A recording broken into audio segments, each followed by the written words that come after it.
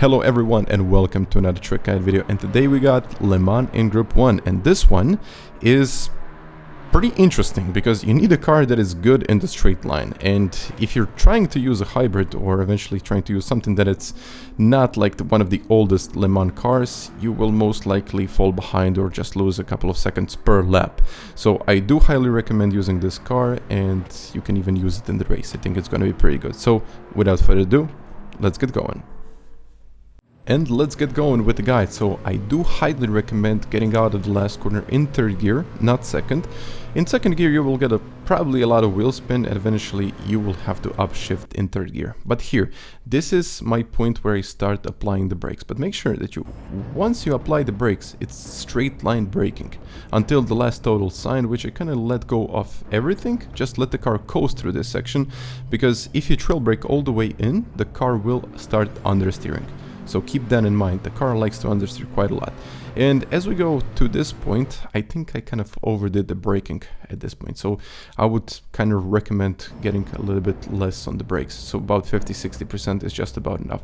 Second gear, third on the way out, accelerate, and I will have to upshift into fourth. But as you upshift, you can easily kind of lift off a little bit, and it's going to make the process a little bit better and a little bit faster. Here, that's another one that I really don't have a reference, but just the entry into the turn, I kind of get in 50% on the brakes, and that's about third gear and fourth on the way out, which is kind of similar to most of these corners that I do. You will see that I upshift before I start accelerating, which is crucial. That's another point that I would like to highlight here. And here, third gear, second. You can downshift into first, but you can also stay in second. I think second is a little bit better, but before you start accelerating, third gear. So third gear before you accelerate. This is going to give you a little bit more straight line speed, and eventually the acceleration is just going to be a little bit better. But here, it's the 100-meter sign, but I brake at about 125. Once again, you can downshift into second, you can downshift into first, but I could recommend staying in second. I would say that it's a little bit better. But once again, before you accelerate, that's third. Once again, I'm just repeating myself. It's going to give you a little bit more acceleration, a little bit better top speed, and so on. So here, as soon as you can see this curb, it's straight line braking. Do not turn the wheel. Now it's time to start turning the wheel a little bit as you start trail braking and let the car go in. So you can see that I'm not trail braking a lot. I want to upshift into second gear, straighten up the car as soon as possible, and then apply the power at about 70%. So once the car straightens up, then you can start accelerating even more. So here, I would say go a little bit wider, and this is the point where I kind of start preparing myself for full braking. So it's about 50%, and then when the car straightens up, it's 100. I do like to take a little bit of a wider line, but if you touch the curb, I think it's going to be fine. Third gear on the way out, this is a must. If you do it in second, the car will probably slide.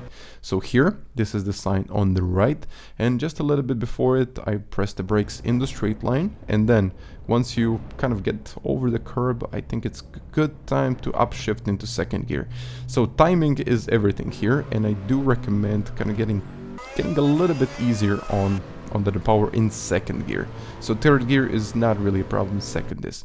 Here, it's combination of braking and turning at the same time. So if you don't trail brake into this one, the car will not be able to slow down. And you can see that I kind of missed the curb. It wasn't really the best one that I did, but eventually it was kind of okay. Fourth gear through this whole section, you can lift just to get the car on the curb.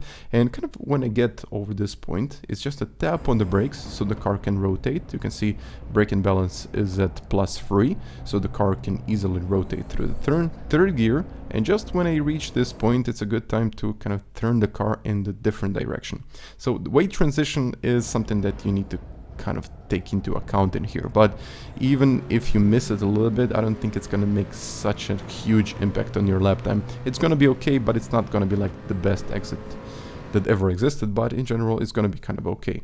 So here we are braking in the straight line and quickly transitioning, really you can see quickly transitioning into trail braking as you downshift into second. And kind of as soon as I straighten up the car, you can also use this one as a reference. I like to downshift into first gear to get that additional amount of rotation, which is quite nice to get in here. And once again, as I recommended it just at the beginning of this video, upshift into third gear. This will prevent unwanted oversteer, and it will eventually make you quicker around the track. So I really hope, guys, that this was a good explanation of what I do and how I do this one. And if you consider this one a good one, you can always hit a like button, or you can even subscribe to the channel. So until the next time, bye.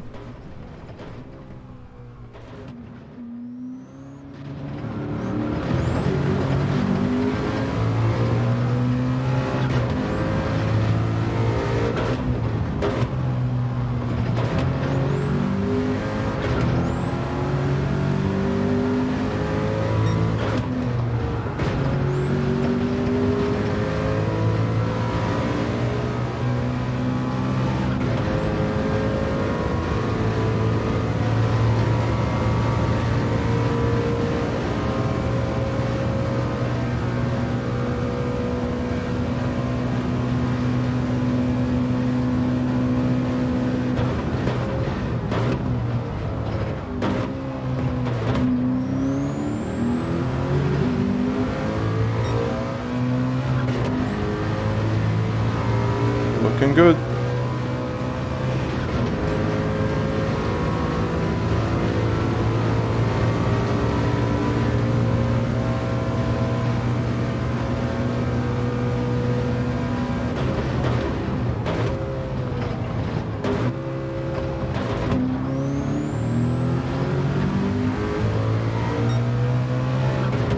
Didn't really need that downshift into first there. Could have stayed in second.